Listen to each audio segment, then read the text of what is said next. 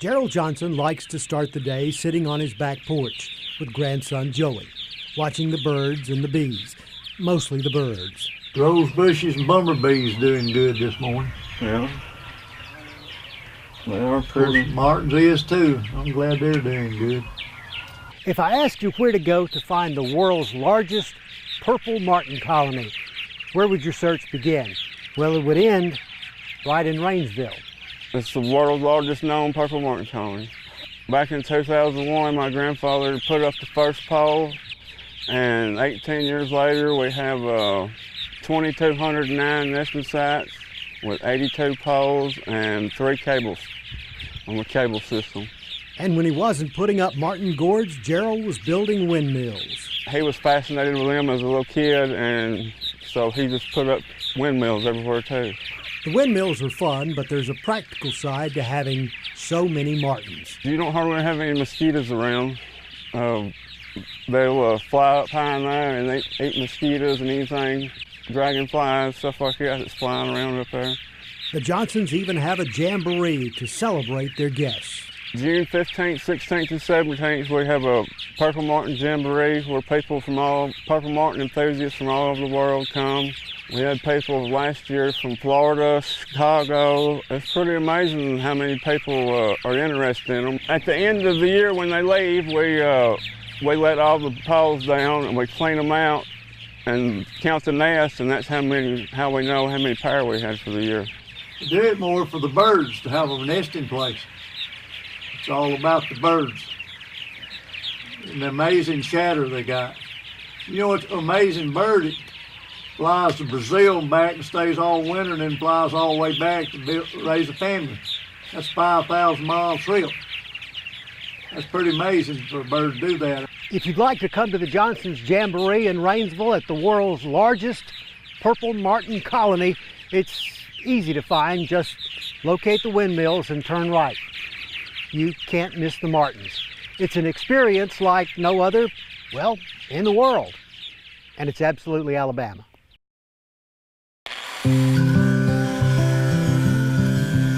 From where we get set out at the rodeo, you know, we ride a horse and announce. So lots of times I'll be talking about somebody that's fixing to come out in the calf roping or the steer wrestling or what it may be, and I'll know that they got a set of spurs on it. If they do good, then I like to think it's because I did, you know, made a good set of spurs, and if they do bad, I just act like I never knew that I made a set of spurs for them. So, this is a story about rodeo and craftsmanship and a piece of cowboy equipment not made on the spur of the moment. I rode bucking horses for several years, a high school rodeo, then when I graduated, then I rode in different rodeo associations, you know, but yeah, that's what I always wanted to do, was be a cowboy. Adam doesn't ride the rough stock anymore, but he still talks about people who do. When he's not announcing at a weekend rodeo, he's helping cowgirls and cowboys get ready for the next one. We make spurs when we're not on the road, and when we are on the road, you know, then we kind of take orders. And it kind of works out pretty good because we're busy most of the year, especially from about March until November is our busiest season. So it always kind of works out good to stack up a bunch of spur orders, and then that kind of gets you through the winter time as well. Most of ours are working people that are, they're not rich, and so if they give $400 for a set of spurs, then that's a pretty big purchase for them, and they'll use them. There's a lot of people are using like a pneumatic engraver or like an air engraver, and we're still engraving with hand tools. We never had anything come back. Of course, you know, it's all steel, and they'll wear us at a rail pins or something like that. You'll see us set some of those today, and other than that, you know, they're not gonna. Yeah. It should be something that they can hand down to anybody. When you get a set of Gibbs spurs or any type of handmade spur like that, it would be something that would last a lifetime. The time of year which occurs around the 4th of July is sometimes known as Cowboy Christmas because there are so many rodeos around. So if you got a cowboy or cowgirl on your gift list, a new set of Gibbs spurs might fill the bill. They're authentic, they're built to last, and they're absolutely Alabama. When I first went to North Dakota, it was because of the water threat. Water is something that every creature on earth must have to survive. I take that seriously, as do most water keepers around the world. That's what took me to Standing Rock. It is an unlikely sight in an unlikely spot. But if there's one man I know who's likely to have it, you're about to meet him.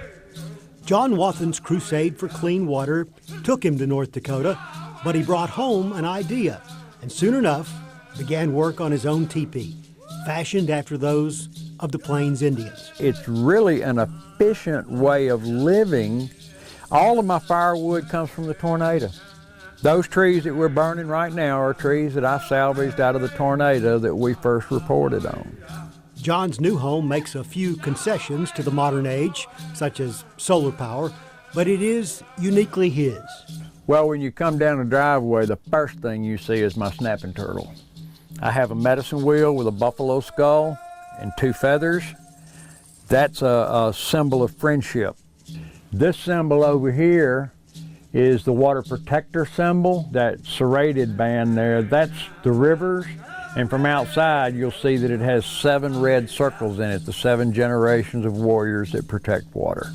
And then below that, I've got my waterkeeper sturgeon, of course. I never go without a sturgeon somewhere. And then my hummingbirds, I put them on there just because I love hummingbirds. You turn the electric lights off and just let the embers from the fire heat it, and it turns a really nice amber color, and all of the paintings just pop.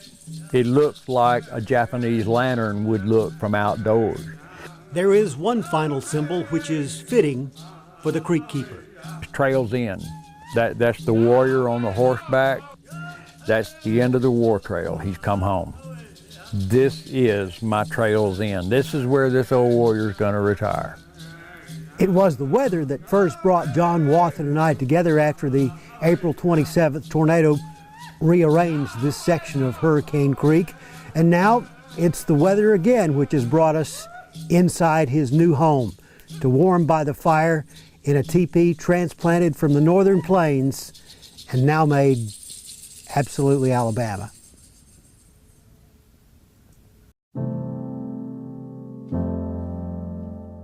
It's always been a passion of mine to want to open a bed and breakfast. So I found a property here, and my husband thought I was crazy. So we came out for a week and absolutely fell in love with Alabama, the South, Union Springs. In a nutshell, that's how a Southern California girl wound up in Southern Alabama, specifically the small Bullock County community of Union Springs.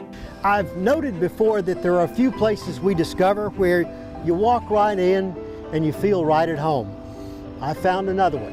And the minute I walked in, I just got that feeling of this is home. This is the Holmes Cafe, which has been the Holmes Cafe for years and years. The 2 brothers ran it for about 55 years. Everybody that still lives here remembers the Holmes Cafe. You get people asking you, well, where's your bakery? Do you know where the Holmes Cafe was? Yes. Amber had been working out of her new home, but her baked goods grew so popular she had to expand. That led her to the old Holmes Cafe building, which she transformed into FPH Bakery, named after that new house, which she had called the French Pressed Home. I have people that will send me things and send me links, and you need to do this, you need to do that, you should do pizza. I don't want to do pizza, I want to keep baking cakes. Amber's salted caramel cake just won Best Dessert at the Alabama Shakespeare Festival's Feast of Flavors competition. But if you want a taste of her cakes, you'll probably have to come to Union Springs. People do say you need to franchise, or you need to, move to Pike Road, you need to move to Montgomery, you need to move to Auburn, you need to move here. I don't want to. I think a lot of people that were born and raised here and have not lived anyplace else, or the ones that have left that come back, they know what it's like on the outside. There's no place like home. I'm gonna cry. I love it here. I really do. Amber writes of her new home in Bullock County, I have found my true home. It's not for everyone, but it is for me. I think that's because FPH Bakery and Union Springs are perfect complements for each other. And they're both absolutely Alabama.